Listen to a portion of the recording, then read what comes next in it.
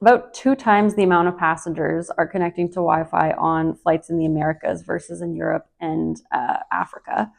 What do you think drives that, and how does that inform the connectivity decisions that Emirates is making? I think that it's not a surprise that more people are connecting on the Americas flights because they're longer flights. There is an absolute correlation between length of flight and the percentage that connect.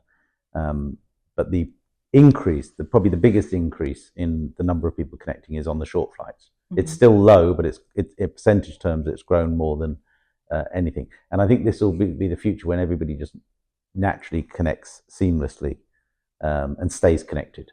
You know, when you walk in and out of a hotel or a shopping mall, you stay connected. You know, and the same thing will be getting on a plane. It will be as natural as that. That's what we're pushing for. That's fantastic. And how has Emirates been able to increase the amount of data that it delivers to passengers in flight while the number of sessions are increasing? All airlines rely on suppliers with satellites. So whether you have very little control over the amount of data coming down those satellites. So we use everything that's available. And you know, in some parts of the world, you'll be maybe the only plane around, and you've got a nice juicy big satellite above you. You'll get more data than you will if you're in an area like Europe where there's lots of planes and lots of customers, and you know there is more capacity, but you know it's not enough really to go around. So in the future, what if you look at the evolution of satellites over the past 20 years from you know things like Swift 64, Swift broadband. It was called broadband, but it's less than 1 megabit per second.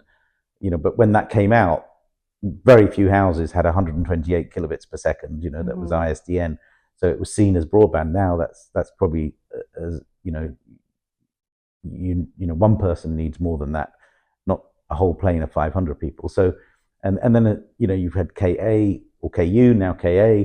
These bring more bandwidth to the plane, more layers of satellites. So there is more bandwidth coming, but there is a finite amount that can physically connect to a plane. It's not going to be terabytes per second. Right.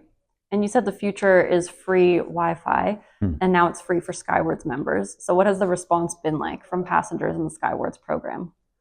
When customers, they expect it.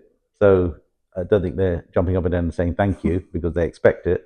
And that's probably natural and right, you know. So, but if you have a plane that doesn't have connectivity, let's say the antenna has an issue, that's a painful flight for the cabin crew. Yeah. And have you seen an increase in Skywards memberships since allowing those passengers to have that free connectivity? I think you really have we seen an increase?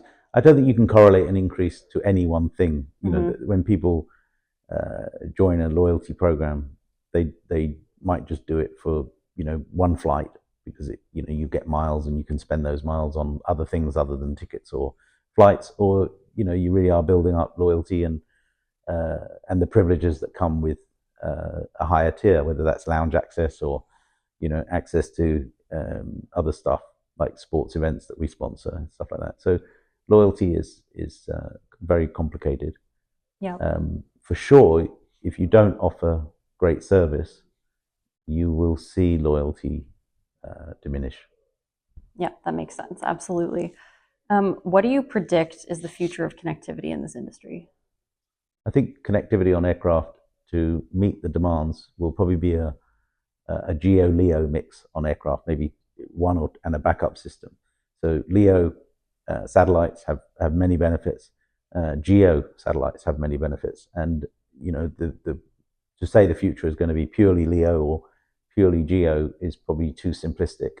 So I think myself that the future will be antennas that work with both and can switch between the two. And geographically, some areas will be covered only by GEO and others by LEO. You know, so the polar regions, although there are some GEO satellites or HEO satellites going up to cover the poles, the LEO is great at doing the poles. And what does Emirates envision the biggest trends in connectivity to be on board within the next 2 years? I think predicting the trends in what people are doing with devices is of course there's going to be more bandwidth required. And some of that is driven from either the laziness of the services we're accessing. They're not as data efficient as they could be. So you open a web page and so much other stuff is coming in, or you open an app and so much other stuff is coming in, or your phone is backing up, or all this sort of stuff. So I think obviously more data. You need more data.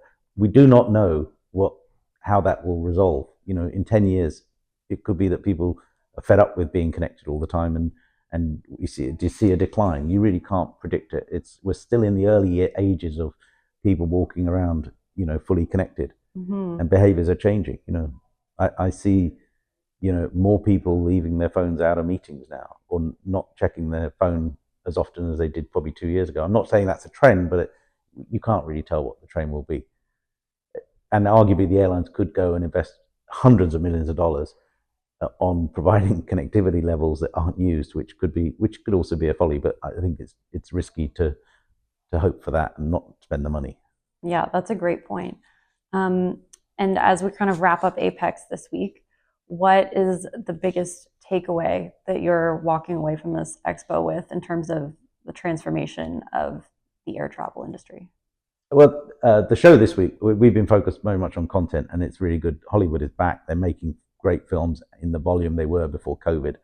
We've had a couple of tough years with the strike as well, where some of that content flow has reduced. So it's fully on again. There's a great maturity in the industry now, where people have absolutely embraced some of the technologies that were new and sexy a few years ago. They're now kind of mainstay and understood, and people are talking more about how to exploit those technologies. Things like connected cabin crew. That's not a nice to have now. It's a critical thing. We couldn't go back to having an unconnected cabin crew today. That crew member probably knows the meal you ordered on the website before the flight. It certainly knows more about you, how loyal you are, what some other preferences that you might have, and that allows the airline to deliver great service. Yeah, absolutely. Is there anything else that you'd like the industry to know about Emirates connectivity, future plans, or otherwise? Emirates is, if we were one of the leaders, Emirates was one of the pioneers in connectivity right the way back from when we put phones and fax machines on the planes in the early 90s. I think we had a wall-mounted cell phone on the plane. We always had phones in seats. And although people said no, they were not popular, they were popular. We saw quite significant usage from them. We allowed mobile phones to work on the planes, and we installed connectivity across the fleet very early on, which is always, if you're the first one to go, you end up having probably the oldest infrastructure as an industry evolves very quickly. But we are now embarking on a total retrofit of our fleet, including connectivity, to bring that up to be best in class again.